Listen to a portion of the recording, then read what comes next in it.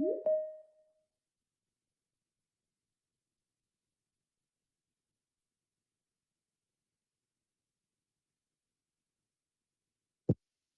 Hai, Hai, bismillahirrahmanirrahim. bismillahirrahmanirrahim.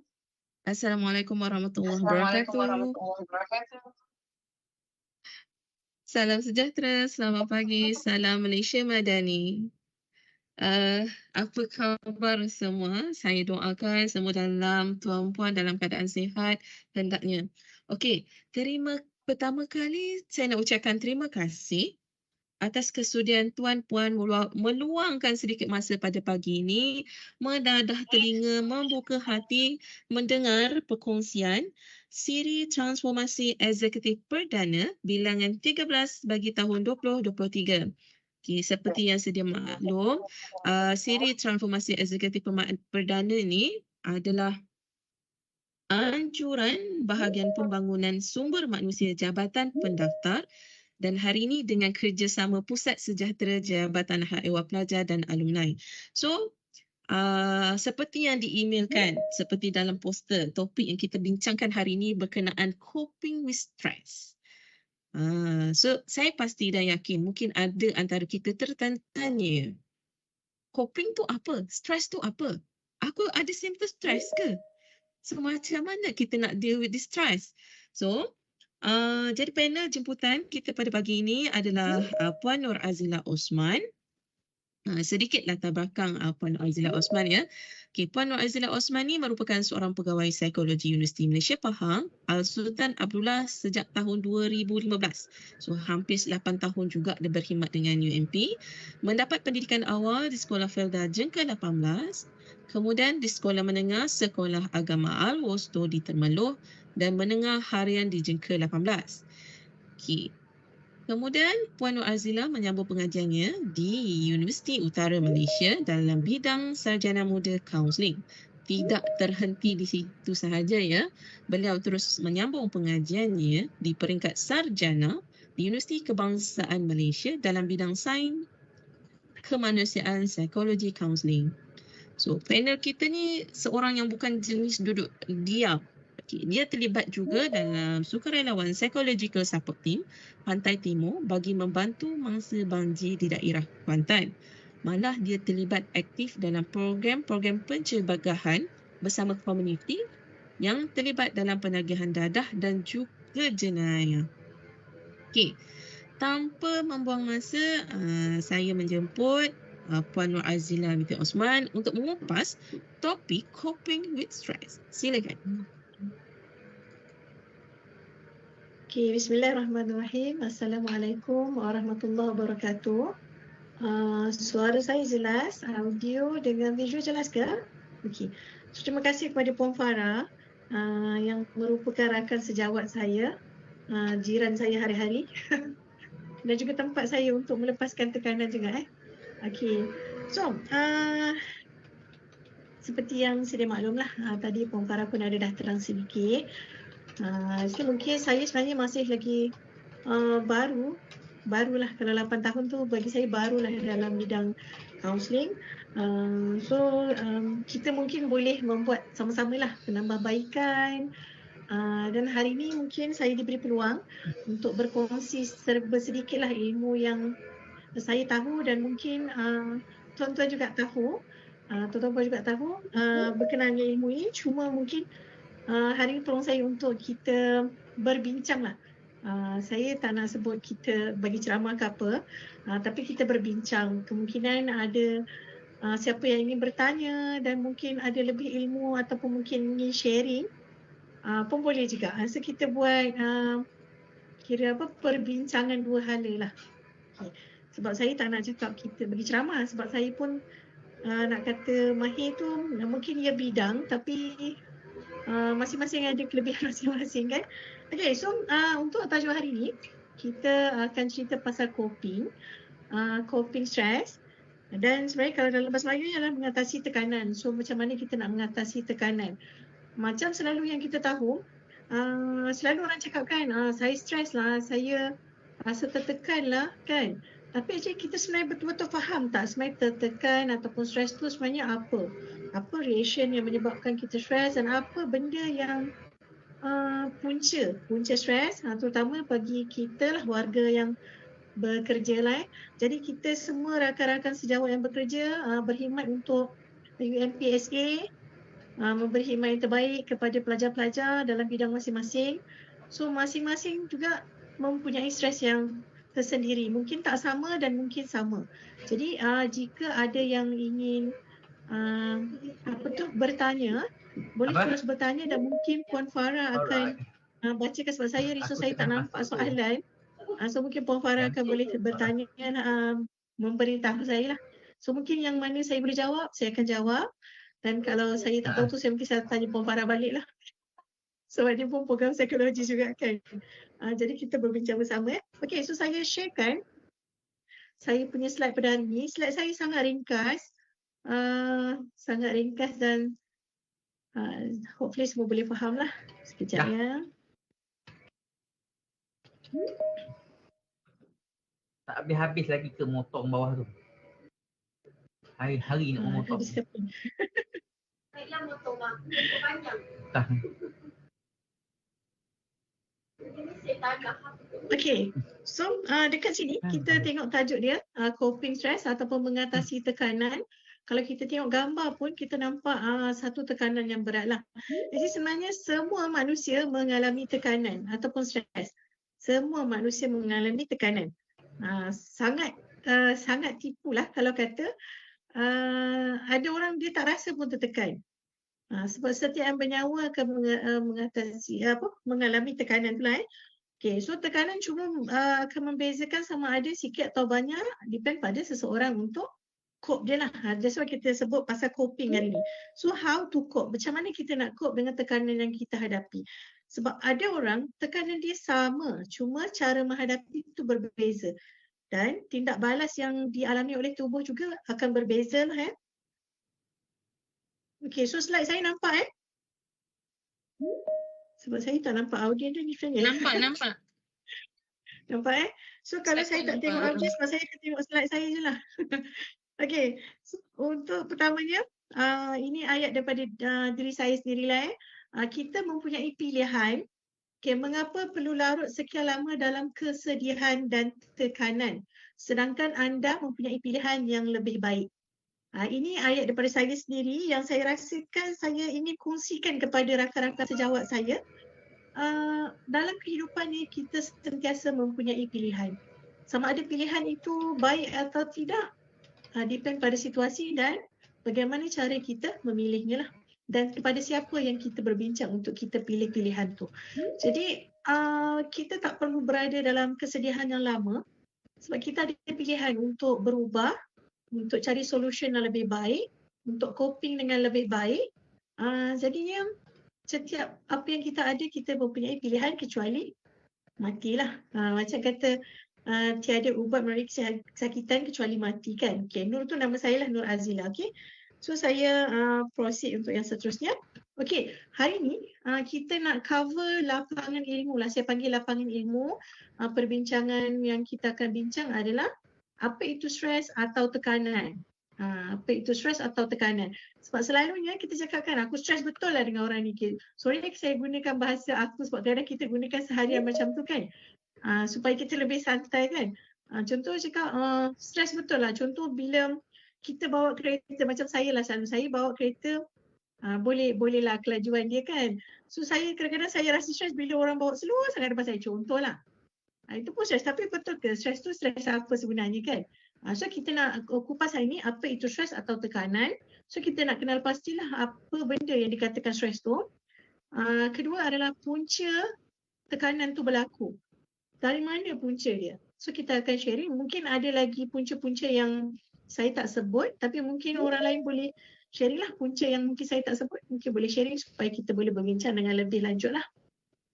Sebab saya rasa saya diberi masa 2 jam, so risau juga kan dia kurang masa habiskan sebelum 2 jam kan. Okay, so yang ketiga kita akan cuba cover tanda awal badan anda mengalami stres. So dia kata warning signs lah, warning sign bila kita mengalami stres tu. Okay, apa badan kita akan hasilkan, apa macam mana menunjukkan badan kita dah stres lah. Okey, lepas tu yang keempat, kita akan sharing pasal kesan stres ke atas diri kita lah. So, bila kita mengalami stres, apa kesan dia? Apa yang berlaku, kan?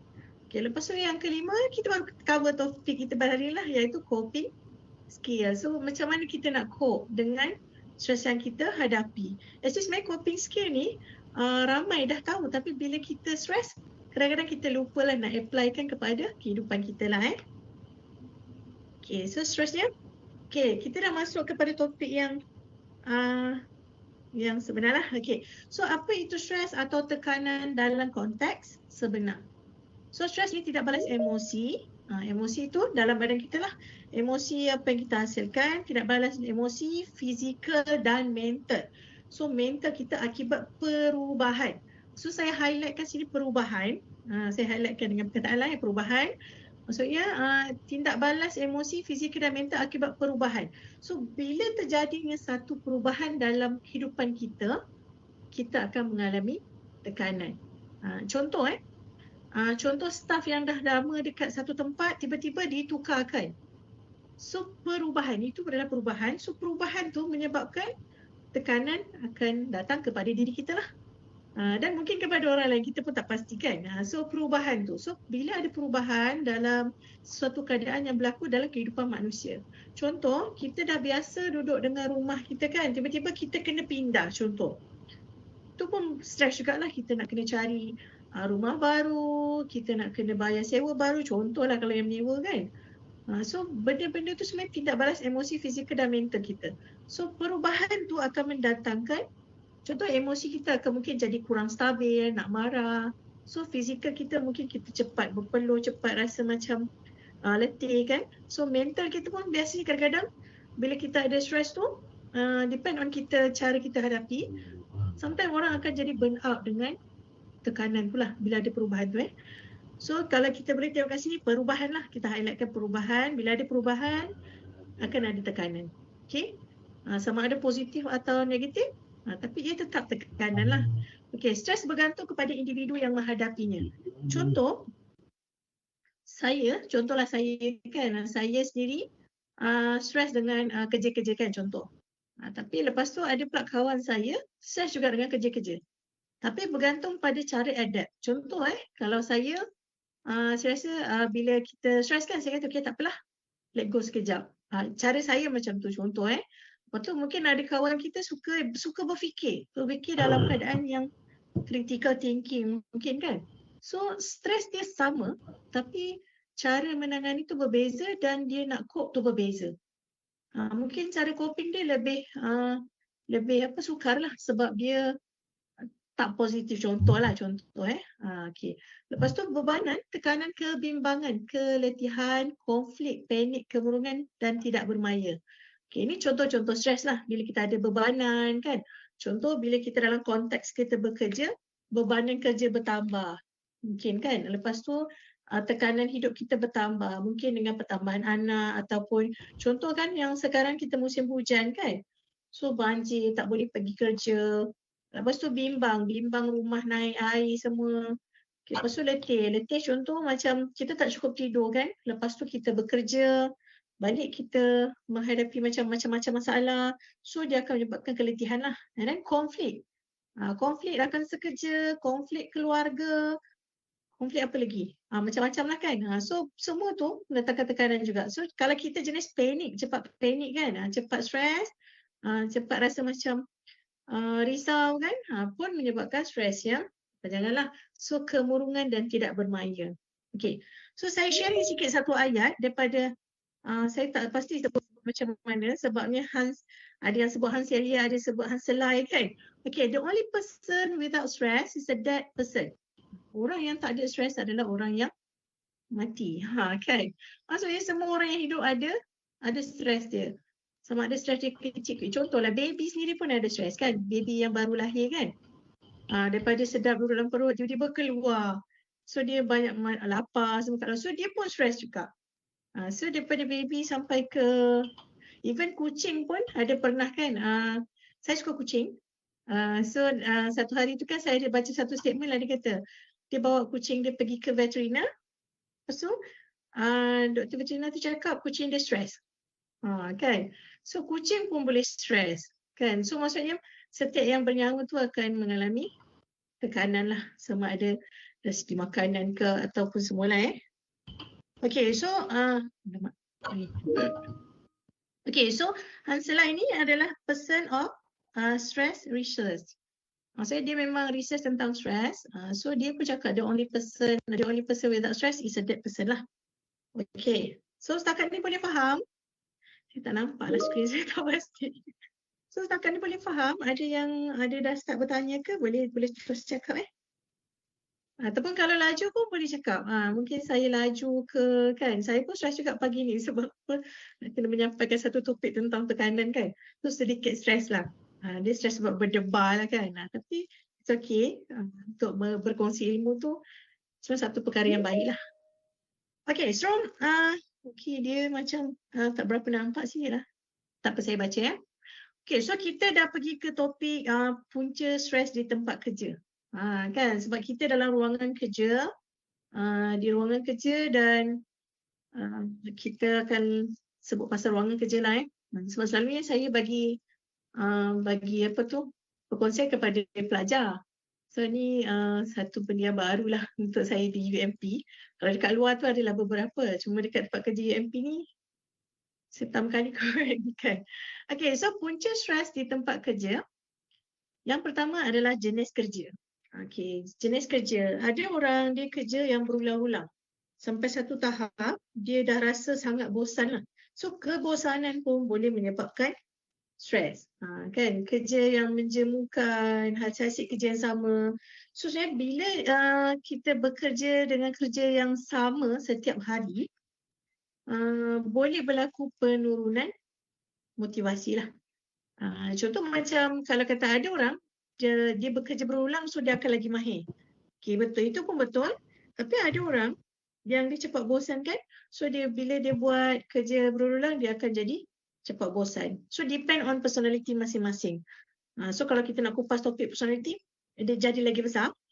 Tapi siapa yang nak tahu tentang personality boleh jumpa tim kami lah kan. So mungkin kita boleh discuss dengan lebih lanjut secara one-to-one tentang personality pula. So jenis kerja kadang-kadang bergantung pada kita punya adapt lah. Kalau ada orang dia suka kerja yang berulang-ulang, ada orang dia tak boleh kerja yang berulang-ulang. Dan benda tu mendatangkan tekanan kepada diri lah. Okay. So yang kedua, tanggungjawab. Okay. Contoh seseorang pekerja diberikan kerja yang tidak jelas. Arahan tidak jelas kan. Contoh arahan daripada ketua lah biasanya. So dari segi tanggungjawab dia nak jalankan tugas tapi dia tak ada kerja yang jelas, tak ada rule yang jelas macam mana nak buat kan. Sebab sometimes ada ketua yang dia akan suruh buat je. Dia akan suruh buat tanpa dia fikir you nak faham ke tak ke itu terpulang ataupun you nak faham you fikir sendiri. So ada bos yang memang macam tu. Saya tak sebut bos mana-mana sebab saya pun tak berapa kenal lagi semua bos kan. Okay, so maksudnya kalau kita tak ada kerja yang jelas daripada ketua, ada orang dia perlukan structure tau. Ada orang dia perlukan structure yang memang you kena buat macam ni, you kena buat macam ni, so baru dia boleh faham. Tapi ada orang, dia boleh berfikir lah. Dia boleh berfikir macam, mungkin dia lebih cepat brainstorm ataupun berkaitan juga personality lah saya rasa kan. So dari segi macam contoh, dia jenis mungkin orang tu yang jenis pendiam dan susah nak bertanya. So dari segi tanggungjawab yang diberikan tu, bila tak jelas, dia akan mendatangkan stres kepada diri dia lah. Okay, contoh satu lagi, pekerja yang diberi kerja bukan kerja dia. Okay, maksud dia kat sini, dia dah ada bebanan kerja dia, tiba-tiba diberi kerja yang orang lain juga untuk tampung dia punya kerja kan. Bukan untuk tampung lah, maksudnya untuk membantu orang lain. So dia, okay, kita tahu itu tanggungjawab. Tapi kadang-kadang dengan bebanan kerja yang dah banyak, ditambah lagi dengan bebanan kerja orang lain, yang dia terpaksa buat juga, mungkin orang lain tak buat kan. So dia kena buat sebab kita nak dapatkan progress kan. So dia kena buat, jadi menyebabkan tanggungjawab tu akan jadi lebih berat. So bila berat, dia akan mendatangkan emosi yang daripada tekanan tu akan muncul emosi-emosi yang lebih banyak. Contoh burn out ke, tak cukup rehat kan. So jadi antara tanggungjawab yang tak jelas pun boleh menyebabkan punca stres lah. Tapi sekarang kalau kita boleh tengoklah kan, dari segi tanggungjawab sebenarnya boleh kita kena cuba lebih reaktif lah. Maksudnya bila dapat tanggungjawab kita tak jelas, kita perlu bertanya. Itu yang saya rasa kalau macam kita selalu kena raiskan sebab kita berada di U kan. Jadi bila kita tak jelas dengan satu benda, seboleh-bolehnya tanya. Saya selalu cakap dengan pelajar saya lah. Selalunya saya kata, kalau you tak tahu, you tanya. Sebab pensyarah dia akan mendengar dan membantu. Tapi bila you tak tanya, dia tak tahu pun apa yang you tak tahu kan. Jadi kalau kita tak jelas dengan kerja kita, ataupun tugas kita, kita kena bertanya. So kalau dalam konteks kerja, mungkin kita kena bertanya dengan bos lah. Tanya dengan bos, tanya dengan ketua ataupun rakan sejawat. Kerja saya ni sebenarnya macam mana? Adakan perbincangan supaya kita boleh faham tanggungjawab kita tu apalah. Okey, seterusnya, hubungan rakan sejawat. Hubungan rakan sejawat ni pun boleh jadi punca juga. Kenapa? Kadang-kadang komunikasi tidak berkesan. Contoh komunikasi tak berkesan ni, kita cuba cakap dengan rakan sekerja kita, tapi masing-masing tak faham. Contoh mungkin satu benda yang kita tegur lah. Kita tegur rakan sekerja kita, mungkin ada yang smoking kan, yang merokok. Lepas tu kita tegur, tapi tak nak dengar. Lepas tu terus tak bercakap. Contoh lah kan. So komunikasi tu tak jadi two-way. Terus macam salah faham semua tu. Lepas tu gangguan kerja. Contoh bully lah. Ada orang nak tanya ke? Ada yang nak tanya ke? Saya tak nampak sebenarnya. Okay. Kalau tak ada saya teruskan So komunikasi tidak berkesan dan gangguan kerja lah, contoh bully kan. Dan sepatutnya contoh tu kerja dia bagi kepada kawan dia.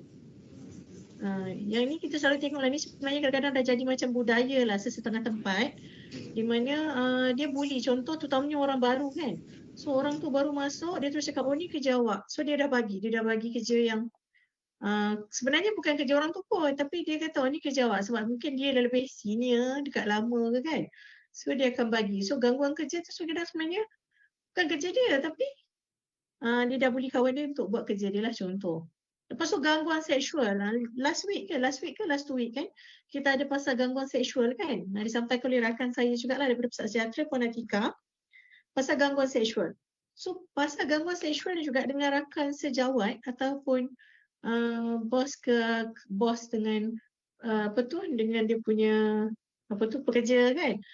So gangguan seksual ni pun akan menyebabkan stres di tempat kerja lah. Maksudnya bila ada gangguan seksual, orang yang kena mangsa tu susah nak datang kan. Dia rasa macam stres nak menghadapi kawan-kawan lain, malu, semua ada. So itu pun boleh menyebabkan punca stres dan kita boleh sampai tidak hadir bekerja lah. So saya rasa mungkin ramai yang dah dengar perkongsian Puan Atika tu. Jadi saya tak nak ulas panjang lah. Tapi hubungan rakan sejawat ni pun sebenarnya sebab kita bekerja dengan orang kan. Kita bekerja sama. Macam contoh kami di Haiwan Pelajar ni ada berapa PTJ bergabung kan.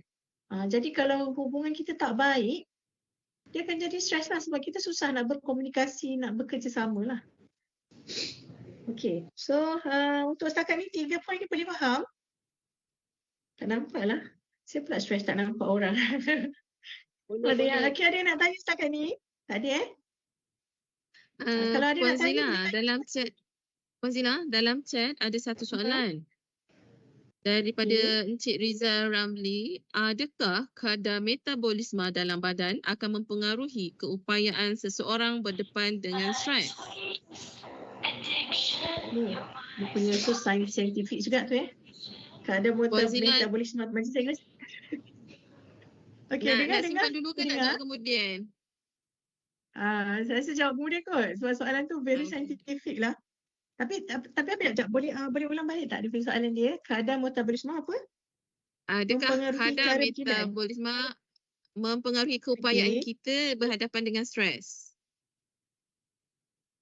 Okey, yang tu saya rasa saya kena study balik lah sebab kadar metabolisme ni keupayaan badan kita kan. Kalau nak jawab kan takut salah kan. Tapi kalau saya lebih kepada cara berfikir lah. Kalau saya lah, Cik Rizal Kalau saya lebih cara berfikir dan penahanan diri seseorang tu.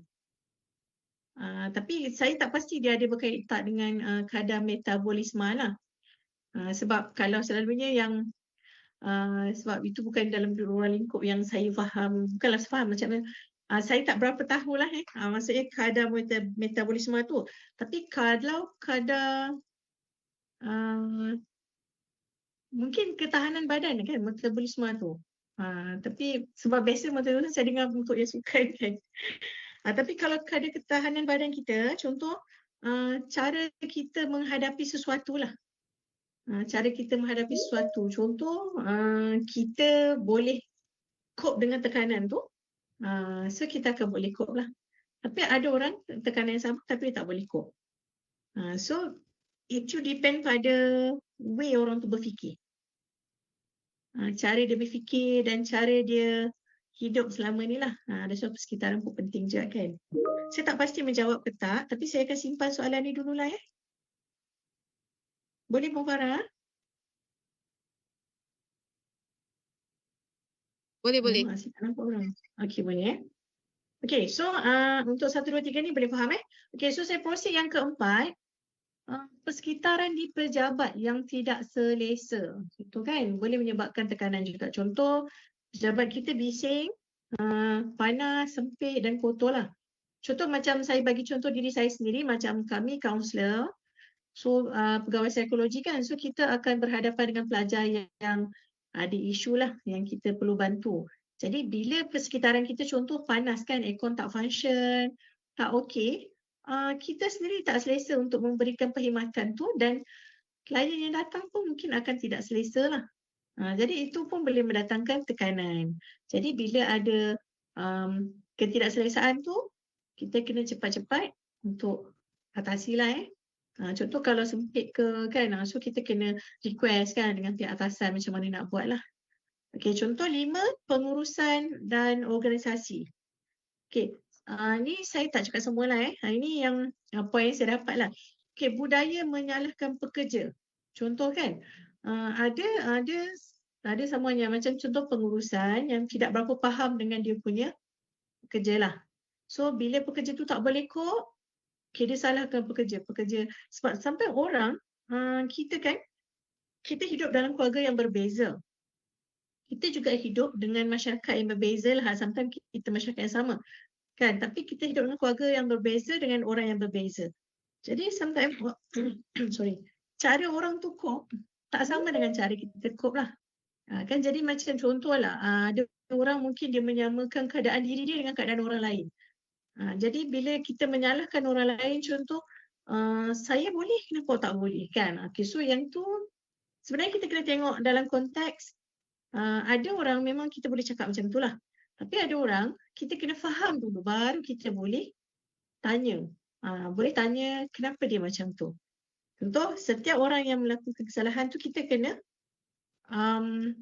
teroka lah. Sebab macam mungkin kami pegawai psikologi kan, biasa kalau orang ada masalah kita akan teroka dulu, baru kita tahu apa punca masalah dia. Sebab selalunya kadang-kadang orang yang tak faham, dia akan terus judge. So bila judge dia akan jadilah budaya menyalahkan pekerja. Dia ni malas, dia ni tak perform, dia ni tak apa, bla bla bla kan. So sebenarnya kita nak kena kurangkan benda ni. Supposedly bila kita ada pekerja yang contoh tak perform, yang pertama kita kena buat adalah panggil dulu, tanya kan. Lepas tu teroka apa yang dia alami, baru kita boleh contoh cari solusi yang lebih baik lah untuk bantu kepada pekerja tu lah. Okey, tiada peralatan yang cukup untuk melakukan kerja kan. Contohnya pekerja pembersihan. So nak bersih tapi dia punya equipment tak cukup. So macam mana dia nak buat kan. Jadi dia based on pengurusan dan organisasi lah. Kita kena tengok segenap benda. Maksudnya dari segi emosi, dari segi barangan, penempatan. So bila satu-satu benda tu tak cukup dan kerja tu akan jadi delay lah. Jadi bila delay, dia akan menyebabkan tekanan di dua pihak, sama ada pengurusan ataupun pekerja tu sendiri, dan mungkin akan mengurangkan organisasi punya kecekapan lah. Okey. So yang seterusnya, nombor 6 adalah kurang penghargaan dan tiada insentif. Ada pekerja yang memang dah lama bekerja tapi tak dihargai. Contoh Tapi saya tak pasti mungkin dekat UMP ni macam mana. Ini poin secara umum lah kan. Kurang penghargaan. Contoh macam pekerja tu dah berada lama di satu tempat tapi tidak di-reward kan. Tidak di-reward, tak diberi contohlah sebenarnya pujian pun cukuplah untuk membuatkan seseorang rasa lebih dihargai macam tu. So jadi bila kurang penghargaan ni sebenarnya motivasi akan down dan kerja pun akan kurang baik lah. Okay. Lepas tu contoh tiada insentif. Sometimes kan mungkin sesuatu pengurusan lah kan mungkin boleh bawa pekerja untuk pergi buat team building tapi sebenarnya untuk santai-santai, untuk eratkan hubungan masing-masing, bagi reward kan. Contoh bagilah apa-apa yang insentif yang boleh diberi kepada kerja. Contohlah ataupun terutamanya kepada pekerja yang sakit contoh kan. Selama ni mungkin dia dah menyumbang banyak tapi bila sakit kita ketepikan dia. Tu pun satu benda yang sangat menyebabkan stres kepada individu lah. Kan? Sebab kadang-kadang contohlah orang tu sakit dan perlu bercuti. Dan bila dia naik balik, bila tiada penghargaan, contoh tak ada lawatan kan. Jadi dia akan rasa macam apa ya? Dia akan rasa macam apa yang dia buat selama ni tidak dihargai. So bila dia masuk semula pun mood untuk bekerja tu dah ke laut kan. Dah rasa macam tak okey, rasa macam hanya datang bekerja, check in, check out kan. Sebab tu macam adalah isu-isu yang macam contoh lepas check in hilang. Tiada dia pejabat contoh kan. Lepas check in pergi ke lain sebab dia rasa macam motivasi tu dah tak ada. Sebab kita sebenarnya bila bekerja kita kena ada wujudkan passion lah. Kan kita punya minat, kita punya rasa suka tu. Tapi bila ada kurang penghargaan ni memang kita akan rasa kurang motivasi lah. Contoh macam kursus-kursus kan, mungkin kita boleh hantar dia kursus ke mana-mana contoh, dia minat apa. So kita hantar dia kursus supaya dia rasa lebih, saya ada kelebihan ni, so saya boleh bantu dan menyumbang kepada organisasi. Jadi bila kurang penghargaan ni sebenarnya memberikan sayang sangat besar lah dan impact kepada diri manusia lah. Okay. So saya pergi kepada nombor 7. Okay, sukar untuk naik pangkat. Sukar untuk naik pangkat dan tidak dilibatkan untuk buat keputusan dan polisi lah. Contoh pasal naik pangkat pun sebenarnya, contohlah seseorang yang dah lama berada dalam satu apa tu, satu organisasi kan. Tapi dia tak nak naik pun pangkat. So dia berada di tahap yang sama saja kan. Jadi bila dia susah nak naik pangkat, dia rasa macam siapa saya sebenarnya. So ada banyak benda lah bila kita susah naik pangkat ni kadang-kadang saya tak perform ke, tapi mungkin tak ada orang bagi tahu. So perlunya kalau kata kita lah kan, kalau kita pengurusan, kita kena bagi tahu. Kenapa you macam ni? So macam mana nak buat kan? Macam mana nak boleh bagi perform balik? So perlunya ada komunikasi yang sangat bagus dengan semua rakan sekerja lah. Sama ada atasan ke, bawahan ke, kita kena ada semua perbincangan yang lebih baik supaya seseorang tu tahu apa yang dia buat. Dan contoh macam ada kan rakan-rakan kita yang mungkin terlibat dengan salah laku ke, tapi mungkin tu kali pertama. So mungkin boleh berbincang, boleh bagi tahu supaya dia kembali balik menjadi lebih baiklah. Okey. So nombor 8, ketidakseimbangan kerjaya dan rumah tangga. Contohlah waktu kerja tak fleksibel, tapi macam kita sekarang ni mungkin dekat sini fleksibel kan. Kita fleksibel lah. Cuma mungkin ada yang kerja shift kan, dia rasa waktu kerja tak fleksibel ataupun saya tak pasti macam mana kan ketidakseimbangan kerjaya tu. Kita rasa waktu kerja kita mungkin dia minta untuk buat sesuatu lebih masa, contoh buat kerja pada luar waktu kerja ke apa semua kan. Jadi kadang-kadang mungkin orang tu terlibat dengan family, dengan apa semua. So yang tu kita kena tengok balik lah. Maksudnya kalau kata betul perform 8 sampai 5 tu perform, so lepas balik tu okay, tak apa, kita boleh rehat dengan keluarga kan. Lepas tu sebab kalau kata contohlah kita bawa kerja daripada rumah, daripada tempat kerja ke rumah kan, selalulah kalau kadang-kadang mungkin suami atau isteri boleh faham kan, tapi kalau kita selalu buat, masa dengan anak-anak pun tak ada, masa dengan keluarga besar pun tak ada, so kita jadi macam masa tu tak teratur lah. Jadi waktu kerja yang tidak fleksibel ni pun boleh menyebabkan kita jadi stres lah. Okay, so untuk setakat ni boleh faham ke? Saya tunjuk. Setakat ni boleh faham ke? Saya nak tengok skrin sekejap. Boleh Puan. Boleh? Ada soalan tak? Tak ada Boleh. Tak ada. Mesti semua faham kan? Tajuk yang mudah kan? Okey. Okey, so sekejap kita proceed je lah terus Kita tengok tadi sebab bila tak tengok orang kan rasa macam cakap seorang-seorang sebenarnya. Okey, so kita proceed. Tadi kita dah tahu pasal punca kan? Sekejap saya tengok ada lagi tak punca. Okey, so punca ni saya letak 8 saja. Sebenarnya dia banyak lagi punca yang mungkin saya tak sebut. Kalau ada yang nak sebut dekat ruang komen pun boleh letak dalam ruang komen. Mungkin punca-punca tu kita boleh bincangkan bersama lah.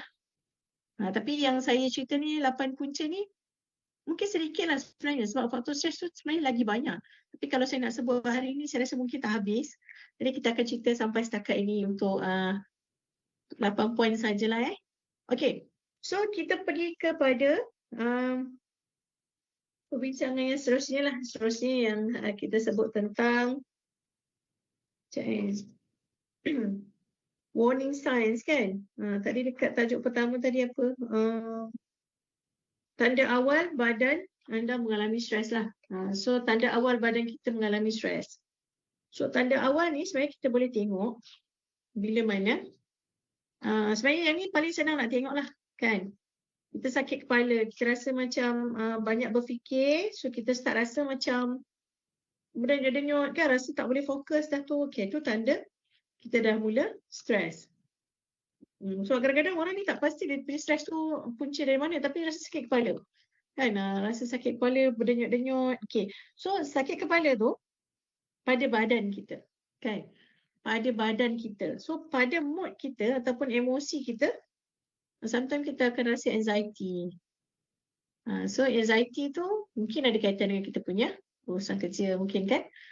So kita sakit kepala sebab fikir terlalu banyak, so rasa dah start berdebar. Lepas tu behavior pula akan bertukar menjadi macam rasa nak makan, rasa tak nak makan, rasa tak selera, rasa terlalu berselera. So itu warning signs. So bila tahu kita pasal warning signs ni, kita punya tanda awal tu, you kena cope terus. You kena break terus lah. Okay, lepas tu kita pergi kepada poin kedua, ketegangan otot atau sakit lah. Biasa kalau macam kita, bila kita terlalu banyak kerja kan, kita stres, kita rasa bahu kita ni macam tegang sangat, leher pun rasa tegang sangat. Rasa macam kaki pun rasa lenguh, semua ada kan. So tu pun warning sign, maksudnya badan kita dah start bertindak balas dengan stres lah. Kita rasa sakit kan, kita rasa tak bermaya, kita rasa macam dah start tegang-tegang kan. So ada benda yang kita kena buat supaya benda tu tak terjadilah dengan lebih teruk. Okay, yang ketiga adalah sakit dada. Ada orang kadang-kadang dia kata bila terlalu banyak fikir kan, dia tak perasan dia sakit dada, dia cakap sakit jantung. Ini kalau saya dengan student selalu cakap macam tu lah, puan saya ada sakit dada, so dia pergi PKU lah kan. Tapi sebenarnya sakit dada ni sebenarnya tanda kita dah start stres kan. Kita dah start stres kan, so dada kita akan rasa macam rasa macam tegang, rasa macam ketat. Macam tu, ayat senangnya ketat lah kan. Dia rasa sakit dada rasa macam berdebar macam tu kan. Lepas tu sebab jantung kita dah start berdegup dengan lebih laju lah. So kita punya mood kita bila kita sakit dada ni boleh tak fokus? Confirm tak kan? So kita dah start tak boleh fokus. So kita punya mood kita adalah lack of motivation. So bila kita badan dah start bagi warning ni, sakit dada ni kan, kita rasa macam dah kurang motivasi lah. Sebab kita fokus pada kesakitan kita daripada kita punya kerja kan. So motivasi pun dah lack of motivation atau fokus. So fokus kita akan lari lah. Lepas tu kadang-kadang kan ada orang yang mungkin yang non-Muslim kan, dia akan ambil dadah, ambil alkohol kan, penyalahgunaan alkohol. Kalau macam orang Islam kalau orang Islam buat apa selalu? Okay. Mungkin dia pergi buat yang tak okey lah maksudnya kan. Mungkin dadah pun ada. Sebab ada yang masa saya pergi ke tempat dadah kan, so dia cerita pasal penggunaan dadah dia. Kenapa? Rupanya starting daripada tekanan, putus tunang contoh kan. So starting daripada situ dia start ambil dadah. So kadang mungkin dia bermula dengan sakit dada, dia rasa sakit dada, rasa sesak, and then dia start gunakan penenang tu. Okay, so yang keempat adalah keletihan. Kalau kita rasa keletihan yang melampau, kita rasa kita tak buat kerja sangat pun, tapi kita rasa letih. Ini contoh perkongsian daripada student lah, sebab saya dengan student kan. So student saya cakap dia basuh pinggan dekat rumah dia, sikit je dia basuh pinggan. Tapi dia rasa macam dia basuh pinggan dalam satu kenduri. Dia rasa macam letih dia macam tu. Tapi dia kata sikit je sebenarnya 2-3 pinggan dia. Tapi letih dia tu sebenarnya letih yang melampau macam tu. Dan ada orang contoh, dia letih sampai kan rasa tak nak bangun. Nak baring je, nak tidur je. Sebab badan dia dah macam berat sangat macam tu kan.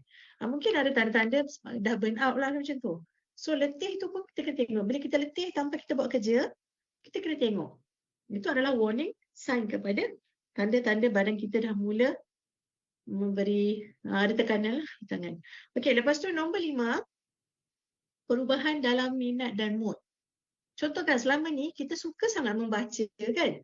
Kita suka baca, kita suka berhibur dengan kawan-kawan. Tapi bila kita start macam rasa nak berhibur pun tak ada mood. Nak bercuti pun rasa macam malas sangat.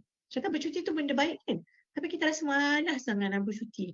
So minat kita yang selama ni kita suka dah tak ada. Daripada suka membaca semua tu, kita akan macam bila nak baca kan malas lah. Kita macam tak ada mood lah nak baca macam tu kan. So perubahan dalam minat kita tu, so kita kena tengok. Sometimes yang ni mungkin orang terdekat kita lah, sama ada suami atau isteri atau rakan-rakan, mungkin perasan. Sebab mungkin selama ni dia ceria kan. Tiba-tiba tengok dia macam pendiam, banyak berfikir. So tu pun warning sign. Kalau rakan-rakan dah tengok ada rakan-rakan sekerja kita macam tu, so mungkin boleh cuba bantu dia. Kan? Mungkin dia seeking help tapi kita tak perasan. Macam tu lah. Ada orang dia susah nak bercerita tentang apa masalah dia. Tapi kalau kita seorang rakan yang baik, kita akan cuba approach lah. Kita akan cuba approach. Kalau kita tak tahu, mungkin kita akan cakap cuba jumpa kaunselor kan. Jumpa pegawai psikologi. Mungkin kita boleh bantu lah. Okay. So nombor 6, perut tidak selesa. Okay. Perut tidak selesa ni sebenarnya dia ada kaitan dengan hormon jugalah. Bila kita stres, hormon, saya tak ingat hormon apa yang kita rembeskan dekat dalam badan kita kan. So menyebabkan perut kita pun akan bereaction jugalah. Contoh saya selalu cakap dengan pelajar saya. Saya cakap dengan pelajar saya, bila dia selalu stres kan, saya tanya dia, you gastric tak? Macam tu. So rata-ratanya cakap, apa saya gastric.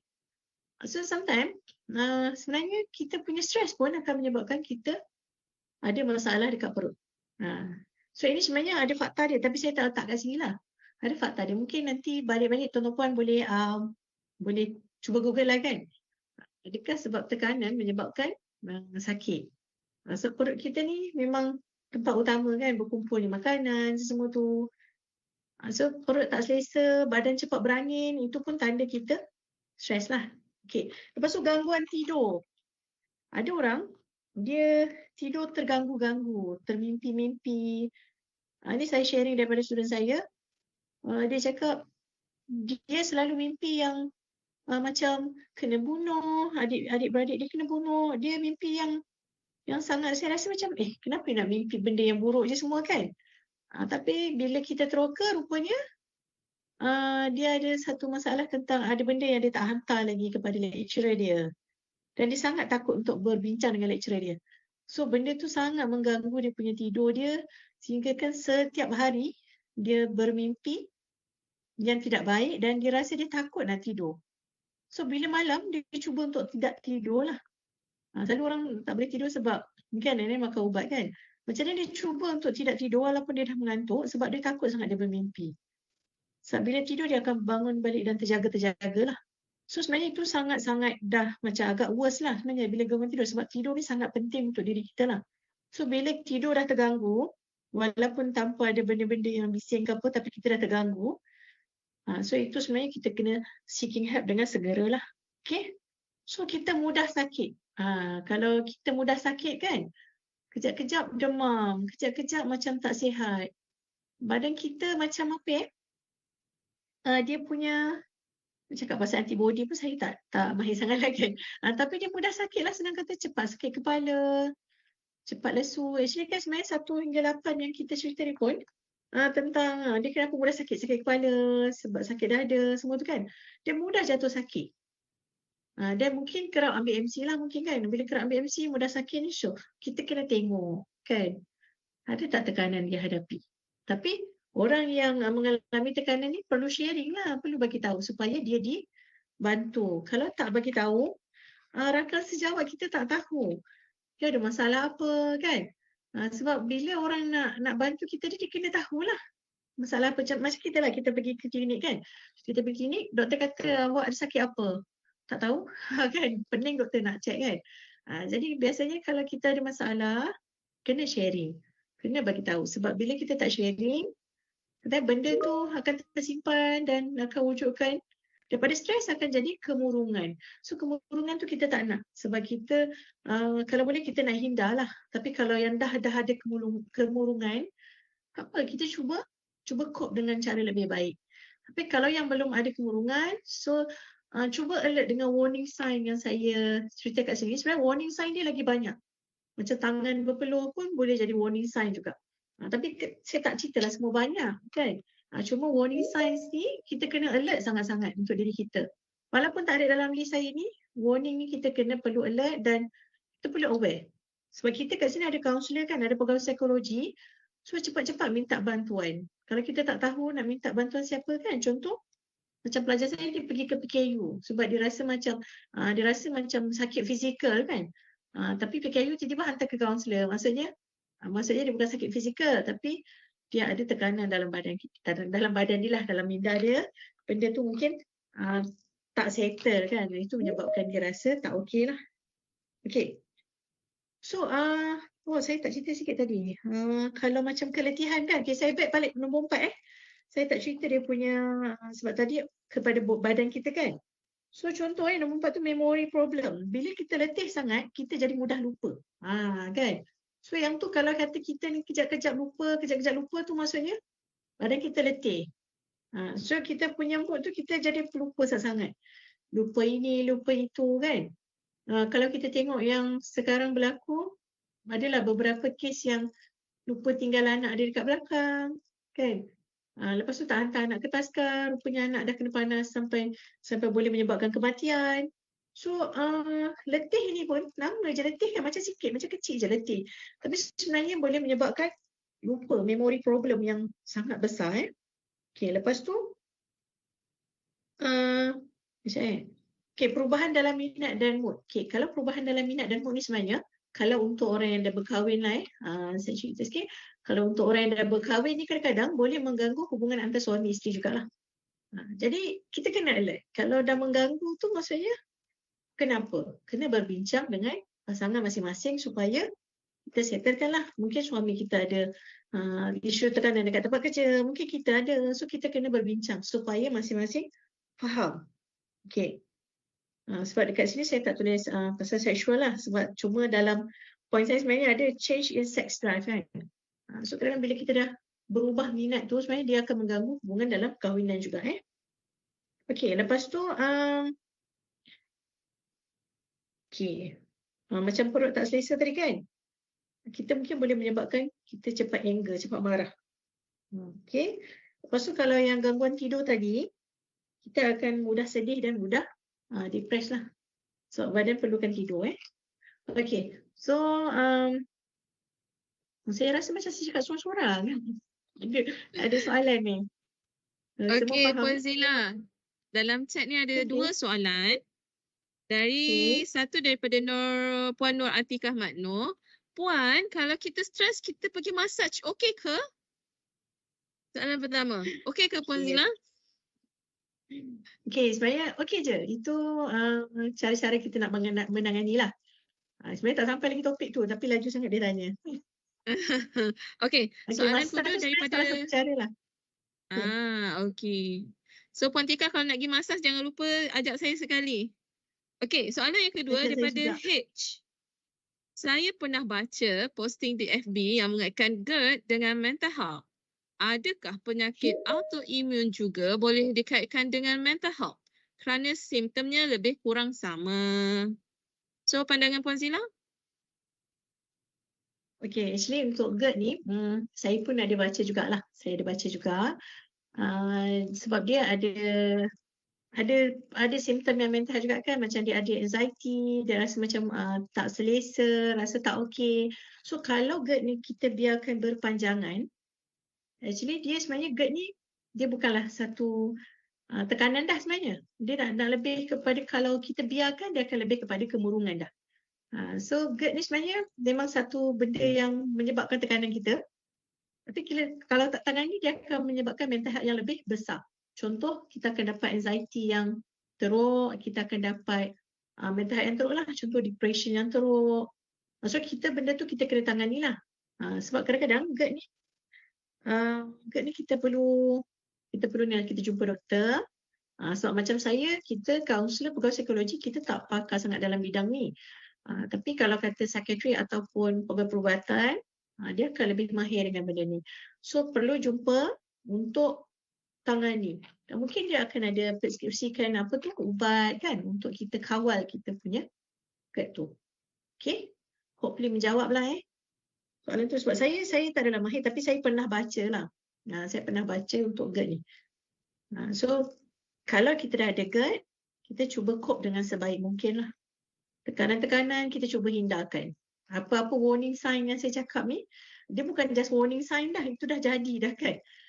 So warning sign ni baru tanda awal. So bila kita dah ada GERD semua tu, kita dah jadi dah benda tu. Jadi bila dah jadi, cope je.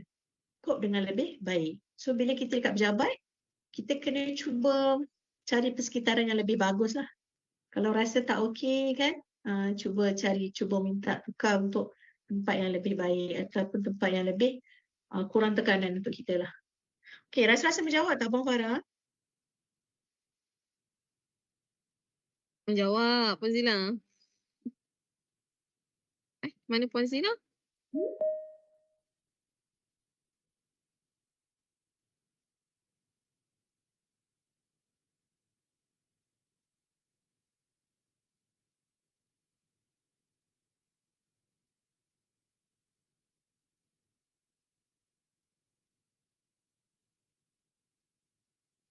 Kita tunggu sementara. Saya rasa Puan Zila ada masalah teknikal tu. Okey, sedikit lah kalau nak share kat sini. Saya pernah ikut kursus Dr. Rizal Abu Bakar. Dia psikologis, dia pakar dalam tidur ni.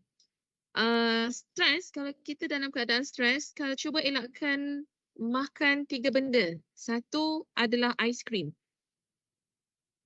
Sebab apa? Aiskrim ni mengandungi gula yang terlalu tinggi yang boleh bahayakan kesihatan. So, bila kita stres, keinginan makan tu sangat tinggi.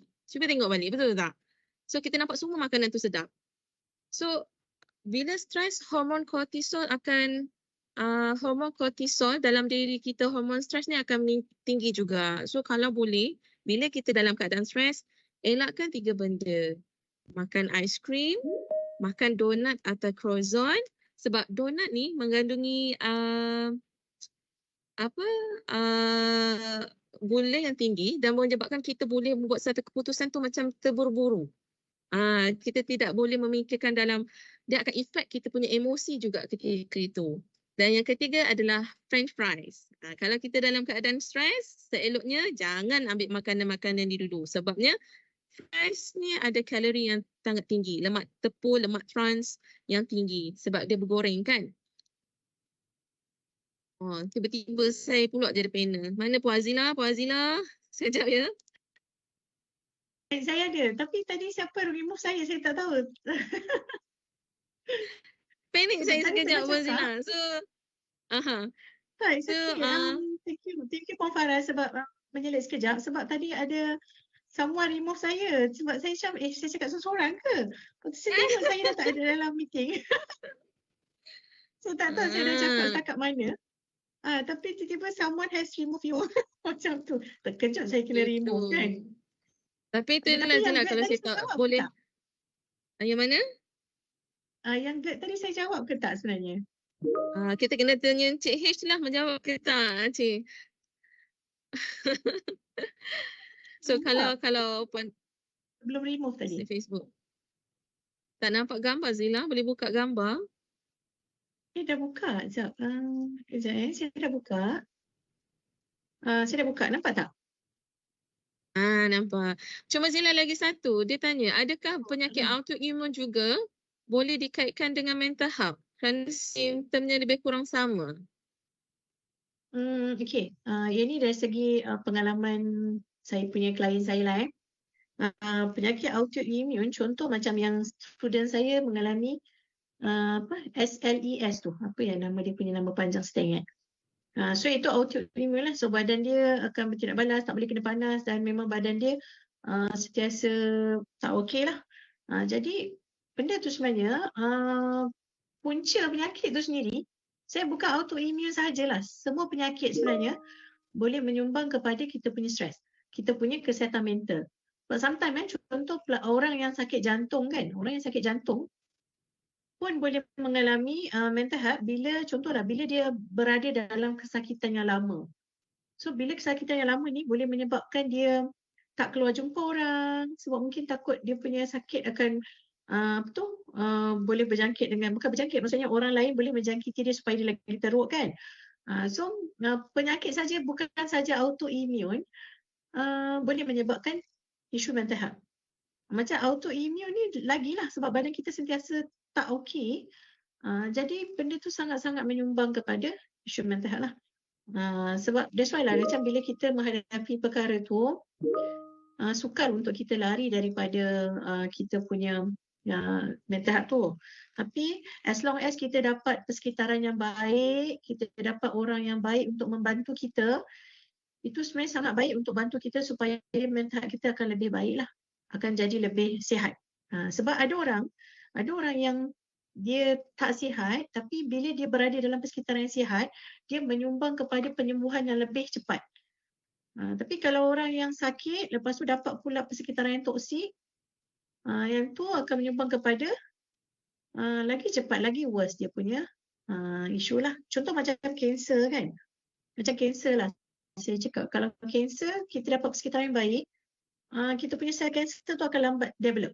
Tapi kalau kita berada dalam dia dah lah kanser, lepas tu berada dalam keadaan yang macam down, kena tinggal dengan suami atau isteri kan. So, baru semalam saya baru baca seorang suami meninggalkan isterinya yang mempunyai 6 orang anak tinggal di dalam kereta. Maksudnya seorang lelaki ni suami dia melepaskan tanggungjawab bila dia tahu isteri dia kena kanser. Masa kita nak kahwin kita rasa macam mana kan? Bukanlah marah tapi tapi maksudnya kita hidup bersama-sama, kita ada anak bersama-sama tapi bila seseorang sakit tiba-tiba tinggalkan macam tu je. Tapi kita bukan nak cakap menyalahkan lelaki atau tak. Sebenarnya perempuan pun ada macam tu. Bila suami sakit tinggal. Kan? So sama je. As long as you tak faham tanggungjawab, kita akan buat benda yang tu lah. Tapi bagi menjawab soalan yang tadi tu, maksudnya sakit tu kalau kata menyumbang pada mental health, boleh menyumbang tapi dia akan kurang bila kita ada persekitaran yang lebih baik lah. Tadi saya nampak macam ada soalan Bung Farah tapi saya tak pasti soalan dia. Saya nak buka kat mana dah. Ada depan Zila. Satu soalan dari Encik Nur Adnan Mamad. Salam Okey. Puan, apa maksud kita tak stres tapi kita dimaklumkan oleh mereka yang pakar badan kita ni sedang stres tanpa kita sedari? Ada pandangan Puan Zila? Okey, kalau yang saya faham tu mungkin dia rasa dia tak stres tapi simptom badan dia menunjukkan stres. So maksudnya dia tak sedar yang dia stres. Macam tu. Mungkin bagi dia saya okey je macam tu. Ada orang macam bila kita tanya kan, you okey tak? Saya okey je. Saya boleh gelak-gelak. Tapi sometimes kalau kita tengok orang yang gelak, lebih banyak gelak, sebenarnya dia lebih banyak masalah lah. Sebab ada orang dia banyak ada sama yang jenis personality dia kan, dia memang jenis hide, dia memang jenis tak luahkan. Mungkin dia rasa macam aku okey je, aku tak nak cerita ke orang lain sebab aku okey, aku boleh hadapi. Tapi simptom badan dia mungkin menunjukkan yang you tengah stres. Contoh macam kita buat DAS kan, depression, anxiety, stress tu, kita buat ujian DAS tu, saringan kepada kemurungan stres semua kan. Nampak macam okey, tapi sebenarnya simptom-simptom yang ada, contoh mulut cepat kering, makan kurang, semua tu sebenarnya antara tanda badan kita stres, tapi kita tak perasan. That's why bila kita buat ujian tu, ada tanya macam kami lah kan, pegawai psikologi, bila kita buat ujian tu, ada isu yang tiba-tiba kita tengok student tu punya skor tinggi kan. So kita akan panggil dia supaya kita tanya, you sebenarnya stres apa kan? Kalau dia kata saya tak stres pun apa, okay. Kita cuba teroka dan sebenarnya kita akan dapat something. Kan walaupun dia kata, oh saya okey je. Tapi sebenarnya kita akan dapat something bila kita teroka. That's why kadang-kadang kan kalau kita rasa kita tak stres, tapi doktor kata kita stres, you kena alert. Apa benda yang stres tu? Kena cari punca. Sometimes kita tak tahu pun apa yang benda yang kita stres ni kan. So macam okey, family okey, semua okey. Rupanya kita dah lama tak pergi bercuti. So badan kita rasa letih dan penat. That's why bila kita tahu macam tu, jomlah bercuti lah macam tu. Jawab tak? Ada lagi soalan ke tadi macam ada? Okey, sambungan Cik Nur Adnan juga, macam kita tak stres tapi tubuh badan kita sedang keadaan unfit tanpa kita sedari kan puan? Betul ke? Yes, betul. Sebab kita tak rasa kita stres. Sometimes, kenapa kita tak rasa kita stres? Sebab minda kita sangat positif. Macam tu. Kita rasa macam, okey je, lantak dia lah. Tapi sebenarnya badan you menunjukkan reaksi stres tu. Tapi kita rasa, okey je, okey je, macam tu lah. Okay, saya rasa menjawab. Saya pula cakap okay. Okay, so dah okey, dah ada lagi tak? Cik Adnan menghargai. Menjawab puan, terima kasih. Amat-amat dihargai. Okay, kalau nak proses lebih lanjut tahun persoalan 3, kita jumpa one to one lah. Macam tu. Sebab actually kan bila saya keluar sikit, actually macam kita pegawai psikologi belajar jugalah macam mana nak saring personality seseorang. Betul tak Puan Farah? Kan?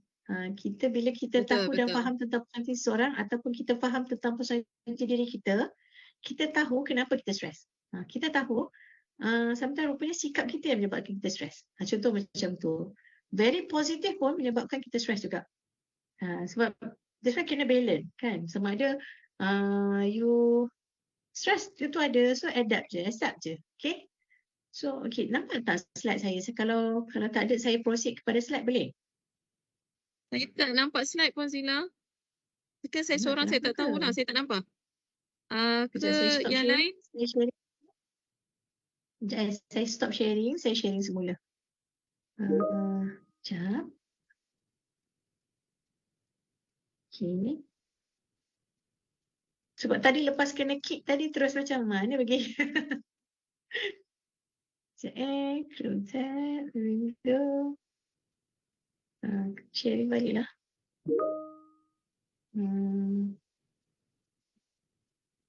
Okay. Sementara tu, Cik Ahmad Muhaimin ada angkat tangan ni. Ada soalan ke atau nak perkongsian apa-apa Cik Muhaimin?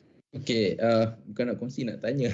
Since kita punya panel tadi ada sebut pasal bercuti. Dengar suara saya ya?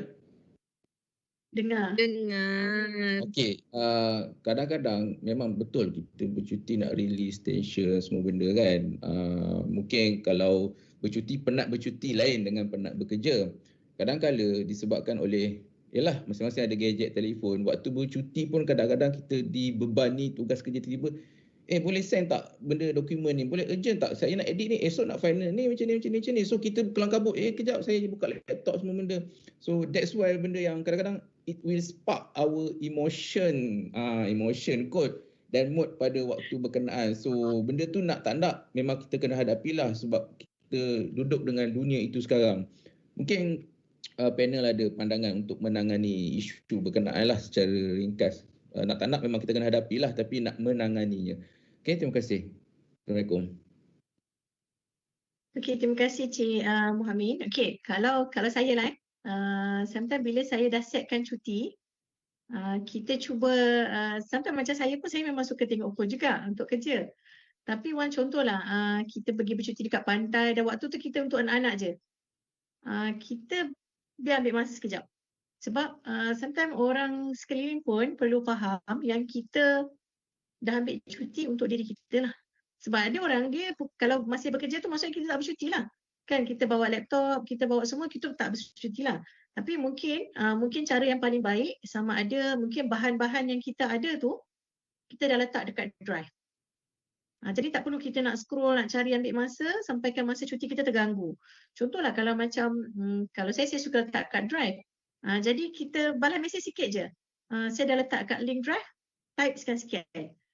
Itu mungkin cara saya lah, saya tak pasti cara orang lain mungkin. Tapi kalau saya senang sebab drive boleh kongsi. Jadi kita minta dia cari kat drive sebab masing-masing perlu hormat jugalah. Kita ada waktu cuti kita, waktu kita rehat. Sebab kita cuti ni kadang-kadang bukan kita saja-saja ambil lah. Kita memang nak luangkan masa dengan family yang mungkin kita selama ni bekerja yang tak ada masa kan. Jadi untuk mengelakkan tu, laptop jangan buka. Kita fokus apa yang kita perlu fokus pada waktu tu lah. Mungkin nampak macam kita tak balas mesej dengan cepat. Tapi kita tengah bercuti. Itu yang kita kena faham. Kita tengah bercuti dan kalau nak segera, ada dalam drive. Mungkin maklumat ke apa ke ada dalam drive yang kita mungkin sharing. Ataupun mungkin kita open sekejap untuk dia buka, untuk dia access maklumat tu. Tapi open sekejap lebih okey daripada kita terpaksa scroll, buka laptop, cari balik dekat mana folder dia nak bagi. Itu kalau cara yang saya rasa lah. Maksudnya kita tak nak diganggu. Kan? So kalau kita tak nak diganggu, letakkan phone dalam mode yang memang silent lah. Tapi janganlah silent sampai 24 jam. Contoh mungkin ada masa kita ambil 1 jam je untuk baca semua mesej yang tertinggal kan. 1 jam je. Lepas 1 jam tu off balik and then buat kerja kita dengan family lah. So itu menyebabkan, sebab kalau tak, kita punya percutian tu tak akan jadi macam kita nak mindful kan. Kita nak rasa macam bercuti tu satu benda yang happy sebab kita nak happykan diri kita kan. Tapi kalau kita terpaksa bekerja di dalam masa cuti, itu akan menyebabkan kita rasa sebenarnya stres tu masih ada lah. Bila balik pun cuti pun tak sama. Still cuti tapi still buat kerja. Dan orang yang kita bercuti pun tak seronok sebab nama bercuti, bawa family bercuti tapi masih dengan bekerja lah. Hopefully menjawab. Ataupun Farah nak tambah? Mungkin nampak angguk-angguk. Tak tahu lah, ini pandangan saya lah. Pandangan saya, dia bergantung pada orang. Satu, pilihan. Kita dah cuti tu, kita kena rancang. So sebelum rancang nak pergi bercuti, kita nak fokus on family, selesaikan kerja tertunggak. Supaya kita tahu kalau aku cuti ni orang tak cari aku pasal kerja tu. So pandangan saya, kalau nak bercuti tu, rancang. Sebelum pergi bercuti, selesaikan kerja tertunggak. Dan kemudian waktu bercuti itulah. Ataupun sebelum bercuti kita boleh inform pada colleague kita, okay, aku nak bercuti. So kalau ada kerja urgent je aku boleh reply. Kalau tak ada apa-apa, mungkin bagi sikit masa untuk fokus diri sendiri. So kemudian pilihan kita lah waktu bercuti tu, kita nilailah benda tu urgent atau tak. Sebabnya kadang-kadang dia kena balance juga. Kerja is periuk nasi kita, family is kena jaga juga kan. So dua-dua tu kena jaga. So kita sendiri yang memilih. Boleh saya harap pandangan saya boleh diterima.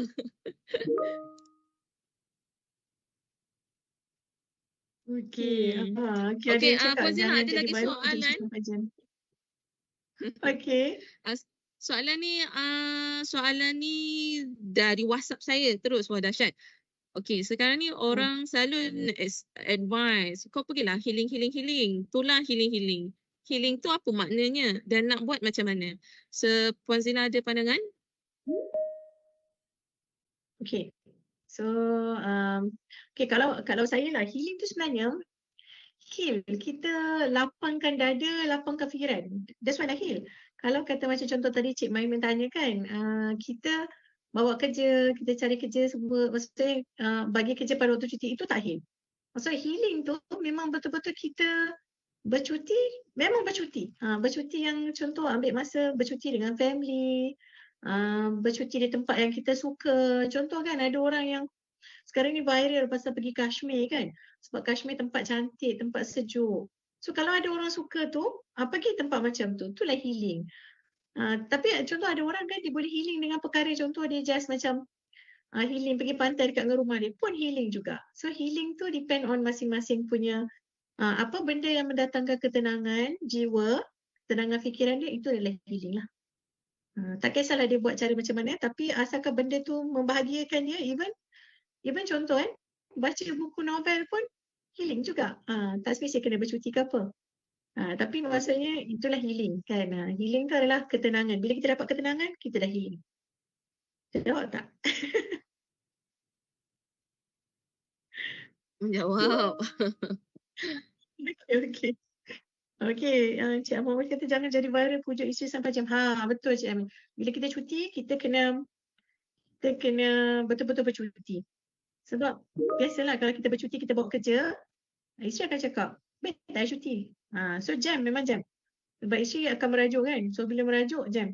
Sampai ke rumah, balik nak kerja pun masih merajuk. Tu bahaya. So tak seronok lah sebab kita nak healing, betul kita nak healing kan. Kita nak bercuti, kita nak cuti betul-betul Okey. Okey, ada SN cakap Cik Sariati. Cuma ada chat dari saya Sariati, Puan Sariati Nayan. Dia kata dia setuju dengan pandangan kaunselor.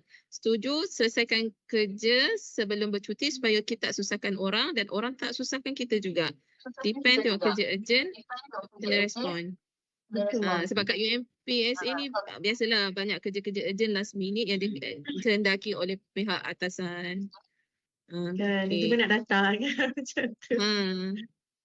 Betul. Okey, so okey, kalau tak ada, boleh saya proceed sikit lagi. Tadi sebenarnya kita tak masuk lagi topik yang coping tu sebenarnya. Kita baru cerita pasal tekanan tu apa. Boleh Puan Zila, boleh paparkan gambar yang cantik, tak nampak wajah yang cantik tu. Dan juga slide, tak nampak lagi. Saya tak tahu lah ke saya seorang tak nampak. Sekejap, saya cuba lagi sekali. Kena on off sekejap. Buat pakai wifi kan? Nampak tak?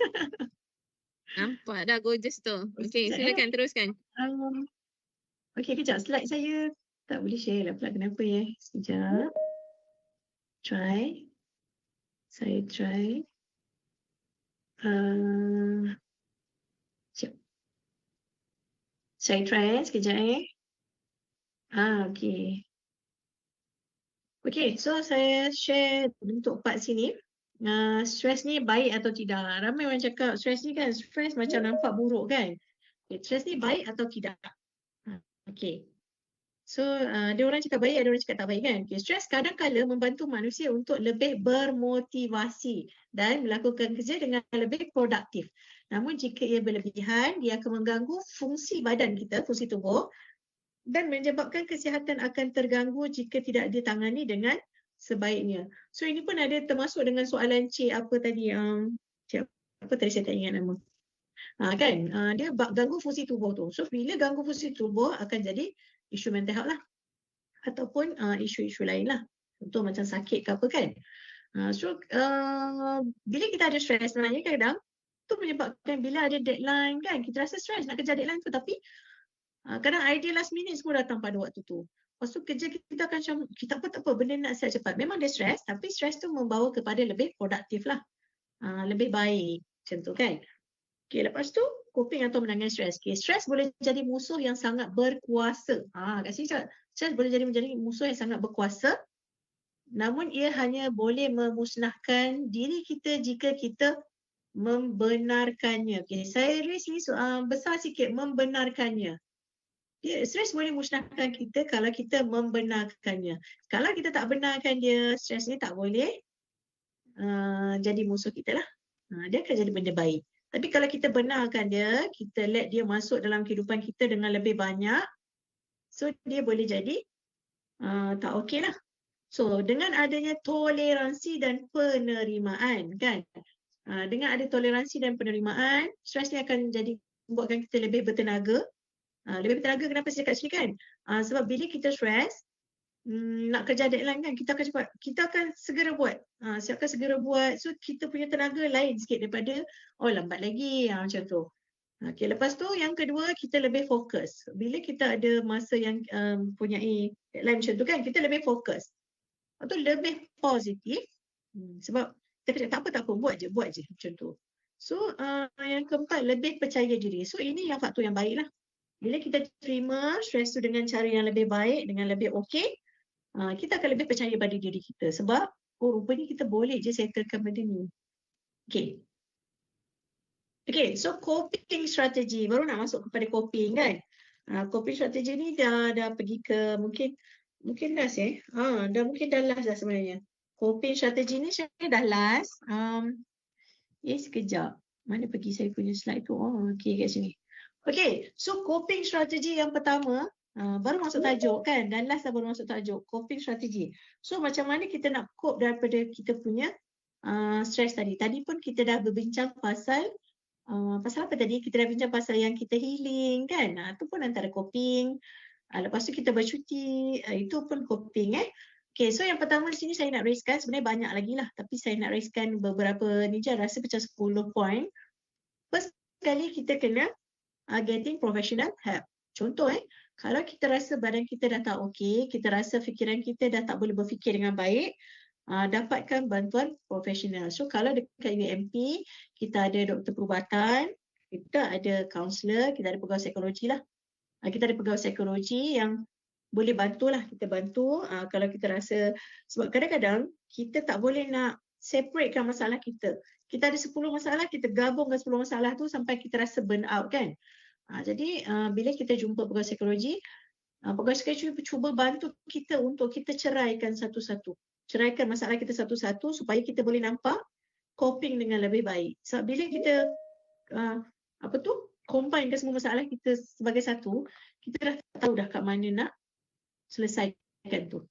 Okay, so kita kena jumpa profesional. Contoh macam pegawai psikologi, kita memang belajarlah macam mana nak bantu satu-satu isu. That's why macam pegawai psikologi biasanya dia akan teroka dengan lebih dalam satu-satu isu supaya kita boleh dapat point itulah. Okay, macam pusat kesihatan kan. Contoh dekat kita pun ada saringan DAS, dekat pusat kesihatan pun ada saringan DAS. Kita boleh tengok, kita saring tengok adakah simptom kita ni sebenarnya dah lebih kepada apa, stres, kemurungan atau apalah. Dan elakkan self-diagnose macam tu. Sebab kadang-kadang bila kita self-diagnose, contoh saya bagi contoh pelajar saya lah sebab saya tak banyak dengan staff.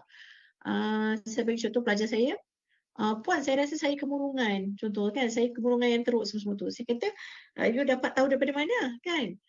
So dia kata dia buat self-test. Saya kata tak boleh cakap yang kita ni ada kemurungan bila kita hanya self-test, sebab itu hanya saringan. Mungkin masa kita menghadapi tu kita mengalami tekanan yang agak besar. Tapi habis tekanan tu habislah. Itu stres biasa, bukan hanya bukan kemurungan lah. Tapi macam kemurungan ni stres yang dah stres yang berkumpul-kumpul dalam ada satu masa tu. Sebab macam bila kita pergi ke yang lebih profesional, psikiatri, dia akan tengok kita punya banyaklah simptom dia yang ada dalam list tu. Kalau kemurungan apa dia? Contoh lebih daripada 6 bulan. Lepas tu simptom kita apa? Kerap tak simptom tu berlaku? That's why kena perlukan bantuan profesional. Ramai orang takut nak pergi psikiatri. Kenapa? Sebab dia rasa semua yang pergi psikiatri tu semuanya orang gila. Sebab apa? Cakap je masuk ward dahlia tu ward gila kan? Sebenarnya salah, sangat salah. Sebab pergi jumpa psikiatri sebab kita perlukan bantuan. Kalau kita tak nak tu lagi salah macam tu. So kita kena dapatkan bantuan, kita cuma dapatkan penjelasan betul tak saya punya isu ini apa-apa kan. Sebab sometimes yang kita jumpa psikiatri pun, psikiatri tak bagi ubat pun, dia cuma bagi teknik untuk kita untuk kita cope. Sebab kadang-kadang ada orang dia kena psycho education saja. Betulkan balik kita punya pemikiran. Itu pun dah boleh bantu. Tapi perlunya bantuan daripada profesional lah. Tapi contoh kita dah over sangat kan. So mungkin psikiatri bagi kita bantuan ubat supaya mungkin kita boleh tidur, supaya kita lebih okey, supaya kita punya keadaan tak lagi menjadi teruk lah. Okay, so macam contoh kan, macam saya lah student kan. Student ramai je yang pergi ke psikiatri, tapi kita selalu cakap dekat student, you kena ikut doktor cakap apa, makan ubat, jaga kesihatan semua. So bila dia dah tahu, dia akan cuba buat. Dan ada orang yang akan lagi baik, lagi positif daripada sebelum dia pergilah. Okay, so yang kedua adalah stay positif. Sebenarnya bukan mudah nak stay positif. Ada orang memang selalu berfikiran negatif lah kan. Susah nak stay positif sebenarnya. Tapi kita cakap kat sini stay positif maksudnya macam ni. Kita kena selalu macam bila ada orang bagi tekanan dekat kita kan, tak apalah, okey je. Kita macam tu. Bila kita rasa tekanan memang kita stres. Tapi macam dalam menghadapi dia tu, okey tak apa, terima kasih. Macam kita cuba cuba menjadi positif. Walaupun sebenarnya susah nak menjadi positif tu dalam masa tengah marah macam itulah contoh kan. So nak jadi positif masa tengah marah memang susah, tapi stay positif maksudnya kita sentiasa fikir okey, setiap orang mengalami tekanan kan. Semua orang mengalami tekanan, bukan saya seorang yang ada masalah contoh. Even saya kaunselor pun bila saya ada masalah saya akan cari kaunselor lain untuk saya minta bantuan. Bila kita contohlah bila kita stres sangat kan kita akan pergi. Macam saya contoh saya dekat dengan Puan Farah, so saya akan cakap Puan Farah saya akan cerita lah cerita. Bila dah cerita kita okey. Macam tu.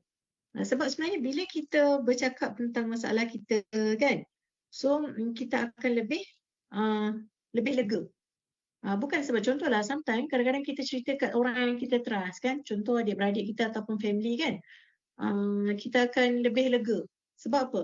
Walaupun masalah tu tak selesai tapi kita akan lebih lega sebab ringan dah. Kita dah lepaskan kita punya perasaan yang sorang-sorang tadi kita tanggung. Kan? Sebab bila kita cakap pasal kita stres apa, kita akan melepaskan hormon apa, saya tak ingat lah hormon apa, tapi dia akan menyebabkan kita lebih tenang daripada kita simpan sorang-sorang masalah tu lah. So untuk stay positif, kena cuba buat macam tu lah. Okay, lepas tu get enough sleep. So kalau kita tak cukup tidur, sebab tadi Puan Farah pun ada sebut kan pasal yang tidur kan. So kalau tidur tak cukup, confirm kita akan pening. Confirm kita akan rasa cepat stres. Lepas tu kita confirm sangat mengantuk, sangat letih kan. So tidur ni bila cukup waktu dia, kita akan rasa macam lebih bertenaga. Contohlah macam khairullah kan, kita tidur tengah hari kan. Tidur tengah hari, sekejap pun tak apa. Tapi dapat deep sleep, akan lebih okey lah. Contoh kalau tidur malam, saya sarankan lah. Kita tidur tanpa lampu. Tanpa lampu supaya keadaan gelap tu boleh bantu kita untuk deep sleep. Dia kalau macam kita tidur dengan lampu, kadang lambat sikit nak tidur kan. Tapi mungkin ada orang dia takut dengan gelap. Tapi sebenarnya tidur yang lebih baik adalah tidur yang gelap lah. Tidur dalam keadaan gelap. Supaya kita boleh, kita punya otak akan shutdown terus macam tu pada waktu tu lah. Okay. So yang keempat, develop coping skill kan. Develop coping skill. Macam mana develop coping skill ni? Tahu macam mana nak cope. So bila kita ada isu, sebenarnya yang kat atas tadi getting professional help tu kan. So kita develop coping skill. Develop strategi lah macam mana. Contoh kalau kita nak buat kerja kan, kita nak cope. Tak nak stress, okay, kita buat awal. Tak nak stress, kita ikut arahan. Tak nak stress, kita akan cuba follow the rule contoh kan. Kalau kita ikut suka kita, memang kadang kita stress lah. Okay, lepas tu getting physically active. Okay, active ni ada orang dia macam dia tak suka bersenam kan. Ada orang yang tak suka bersenam. Tapi sebenarnya kalau kita badan kita fizikal kita aktif, jadi sebenarnya bila kita stres, kita bersukan, peluh akan keluar. So toksin dalam badan kita ni akan keluar melalui peluh. That's why kita akan rasa lebih sihat. Kita akan rasa lebih sihat. Kalau kita nak tidur dengan lena pun, kita bersukan, kita akan dapat tidur dengan lebih baik daripada kita otak berjalan, berfikir kan. So fizikal kita tak aktif, kita susah nak tidur kadang-kadang. So kalau kata contoh hari hujung minggu kan, mungkin hari lain tu sibuk, hujung minggu cuba dengan family pergi jalan-jalan, pergi bersukan. Kalau yang lelaki bawa anak main badminton ke apa ke, so fizikal kita aktif. Pergi ke taman bandar kan, pusing-pusing taman bandar tu. So bila kita aktif, otak kita akan lebih positif dan lebih baik lah. Okay. So seterusnya, dah habis dah. Pukul berapa sebenarnya? Okay, 11.24. Awal setengah jam dah habis kan. Okay, so kejam. Sebenarnya ni, sorry, tak habis lagi. Ada sikit lagi. Okay, so coping strategi nombor 6. Relaxation teknik kan. So kalau yang Muslim biasa kita solat kan, kita berzikir, kita dengar-dengar berzikir semua tu, itu pun kita punya relaxation teknik juga. Kita relax, lepas tu kita dengar bunyi. Apa tu kalau kita type dekat YouTube kan ada relaxation punya music kan. So kita sometimes kita pejam mata, break sekejap, pejam mata, and then dengar. Dengar benda-benda tu, dengar ketenangan, dengar zikir kan. So kadang kalau kita rasa terlalu penat dengan dunia ni, kita solat kan. Solat, Nangis depan Allah. Nangis betul-betul kan. Nangis, luahkan perasaan. Kalau kita rasa manusia tak faham kita, Allah ada untuk faham kita. So kita cuba buat. Kita cuba riliskan melalui solat ataupun zikir lah. Kalau yang Muslim lah. Ataupun ada sebenarnya benda banyak lagi sebenarnya yang bawah-bawah ni yang break technique tu kan. Semuanya untuk relaxation teknik lah. So kalau bagi non-Muslim mungkin boleh meditate ke kan. Boleh cuba bertenang. Lepas tu kan antaranya adalah yang macam relaxation teknik tu, kita pergi ke pantai. Kalau siapa yang suka pantai, pergi pantai tanpa kasut, letakkan kaki dalam pasir kan. Lepas tu rasakan butir-butir pasir tu. Lepas tu kan rasa angin yang kena kat pipi kita. Tarik nafas, bau laut kan. Itu sebenarnya adalah antara relaxation teknik lah. Teknik untuk kita relaksasi. Untuk kita rasa relax. So kalau kita rasa okey, kita rasa boleh, kita cuba buat. So jangan cari tempat yang ramai, cari tempat yang agak sunyi. Kalau macam saya suka air terjun. Bila bunyi air terjun tu kan saya rasa macam sangat healing macam tu. Kalau saya lah. Kalau pergi tempat berkelah lah. Okay. So itu antara kita nak cope lah. Kalau rasa macam tadi kan, bila kita bercuti kan, pergi bercuti tempat yang tak berapa ramai orang. Supaya kita tak rasa nampak macam serabut sikit kan. Okay, lepas tu break. Break tadi kita pernah cakap, kita ambil cuti. Bila terlalu hektik sangat kita punya kerja, terlalu banyak, kita rasa macam terlalu pressure lah sampai kita dah tak boleh nak berfikir, ambil cuti. Sometimes kalau nak ambil cuti, berehat di rumah pun sebenarnya okay. Break sekejap. Ambil cuti, break dan stop sekejap daripada berfikir yang benda yang terlalu stresskan kita lah. So kena break. So lepas break tu start balik. Macam kereta lah kan, kalau dah panas kena break kan. Kita tak boleh nak teruskan perjalanan tu. Kita break kejap, pergi R&R, rehat, macam tu. So kena break, lepas tu baru boleh teruskan perjalanan kerja kita lah. Okay, yang ke-8, breathing technique. Okay, breathing technique ni kita boleh tengok dekat YouTube lah. Breathing technique tu biasanya kita akan tarik nafas dalam 4 hingga 5 saat kan. Lepas tu kita tahan. Ini biasanya breathing technique ni saya banyak buat kepada student yang ada anxiety lah. Sebab bila dia ada anxiety, dia dah tak boleh nak bernafas dengan baik dan dia sakit dada semua tu kan. So kita minta dia buat breathing technique dengan segera. Saya salah eja, sorry, salah eja kan. Bila breathing technique ni, dia tarik nafas, lepas tu dia stop. Dia tahan beberapa saat, lepas tu dia lepas. Bila kita buat macam ni, sometimes kita jadi heal juga. Kita punya dada yang serabut tadi tu kan, dada yang rasa sesak tu dia akan heal perlahan-lahan. Tapi breathing technique ni kita buat benda lain lah lepas tu. Contoh macam break ke, pergi makan ke apa ke. Okay, lepas tu yang ke-9 adalah step in, step out. Contoh kita berada dalam masalah, kita panggil kan masa step in, step out ni maksudnya bila kita berada dalam masalah, kita duduk dalam lingkungannya, kita rasa serabut sangat. So pergi step out. Step out tu maksudnya keluar sekejap. Keluar sekejap, dia macam break lah juga kan. Keluar sekejap, bagi ruang untuk kita bertenang, berfikir. Lepas tu baru masuk balik. Bila kita dah boleh berfikir, baru kita step in balik. That's why panggil step in, step out lah. Biasa contoh kita marah dalam sesuatu benda kan, kita marah sangat, kita rasa dah tak boleh cope, keluar sekejap. Kalau macam dalam kehidupan keluarga kan, kalau kita pernah dengar lah, ada bila isteri berletih kat rumah kan, lepas tu suami pun ambil motor, start kereta ke start motor, pergi keluar sekejap. Tu step in, step out lah tu. Kan, so dia step out sekejap. And then dia balik, dia dah okey sikit. So dia pun tak marah, wife pun dah okey. Sebab bila kalau kita cakap kita bergaduh ke apa kan, dia akan jadi macam, bila kita berada dalam suatu situasi yang best, kita berada lagi lama-lama dalam tu, dia akan buatkan kita rasa lagi tak okey lah. Tapi kalau kita keluar sekejap, ambil masa berfikir, lepas tu masuk balik, dia akan lebih okey lah. Kita akan lebih ada benda yang kita boleh berfikir daripada kita terus berada dalam stress tu. Okay, nombor 10 adalah focus on the basic need lah. Kayak contoh, apa basic need yang kita kurang. Contoh macam mungkin kita rasa macam kenapa kita serabut sangat, kita rasakan kenapa kita rasa macam tak okey sangat. So apa basic need yang kita tak ada. Mungkin kita kurang masa, kurang tidur, ataupun kita kurang kasih sayang, ataupun macam mana, mungkin bergaduh dengan wife ke apa ke, bergaduh dengan rakan sekerja. So benda tu dah kurang, macam basic need kita dah kurang. Contoh macam apa, kita punya makan pun dah terganggu. So basic tu macam makanan kan. So makan pun kita tak jaga. Contoh pada waktu makan kita tak makan. Pada waktu pagi kita sibuk kerja. So benda tu kadang menghasilkan tekanan sebab bila perut kita lapar macam tu kan. So makan, buat jadual yang lebih baik. So kadang-kadang benda tu akan buatkan kita lebih okey lah. Kita fokus pada keperluan basic kita. Apa yang kita tak ada. Exercise, badan kita perlukan exercise, perlukan sukan, perlukan rehat. Fokus kat situ. Okay. Dia kadang-kadang kita nampak fokus yang basic ni macam lebih kepada self-care lah. Self-care, apa yang kita kena buat untuk diri kita. Bagi diri kita lebih rasa sihat dan lebih okey lah. Okay. So dekat sini, sekarang dah pukul berapa? Okay, 11.30 Okay, sekarang ni untuk kontak Pusat Sejahtera lah. Kita ada dekat Pusat Sejahtera.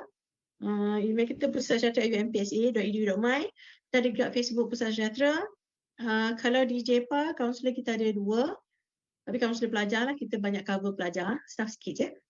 Kita ada di bangunan JEPA dan untuk kaunselor staff Puan Atika di bangunan PKU lah, belakang bangunan PKU tu ada EAP.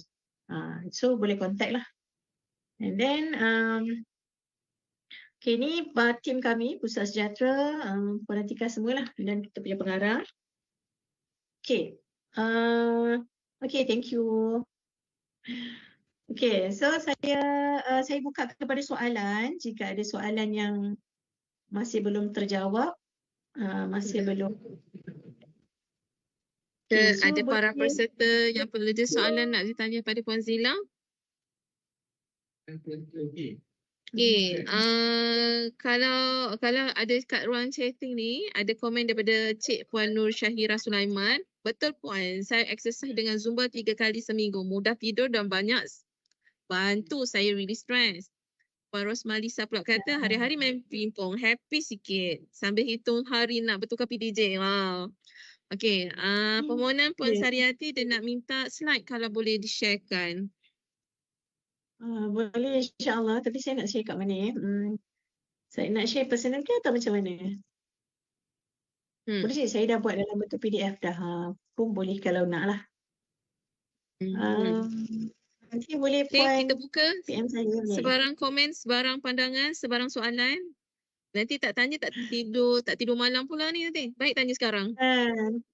Tak tidur kan Puan nak cari kat mana nak cari macam. Okay. Tapi itulah saya macam Puan Syairah cakap kan Zumba semua tu. Saya tak try lagi berzumba tapi saya cuba bersenam tu saya rasa sangat okey lah. Macam kat rumah kan berzumba keluar susah sikit. Tapi betul bila kita ada pergerakan badan sebenarnya kita akan lebih okey. Pergerakan badan macam Zumba kan sebenarnya healing juga sebab ada music, lepas tu ada pergerakan badan semua tu memang sangat release. Tapi ada orang yang tak minat Zumba sebab benda lain. Betul. Dia yang penting bila kita dalam stres ni kena lakukan sesuatu aktiviti yang berpeluh. Bila berpeluh, hormon serotonin, dopamin, endorfin, hormon yang memberi kita happiness, bahagia dan ketenangan. Kalau tak percaya boleh cuba.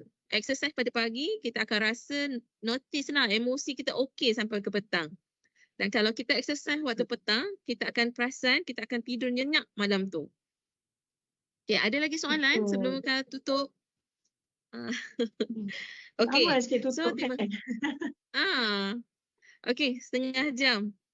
Setengah jam ada lagi kita buat dalam sejam setengah. Okay, kalau tak ada, saya wrap up. Terima kasih pada Puan Zila atas perkongsian hari ini. So, banyak benda yang kita belajar hari ini berkenaan pasal stres.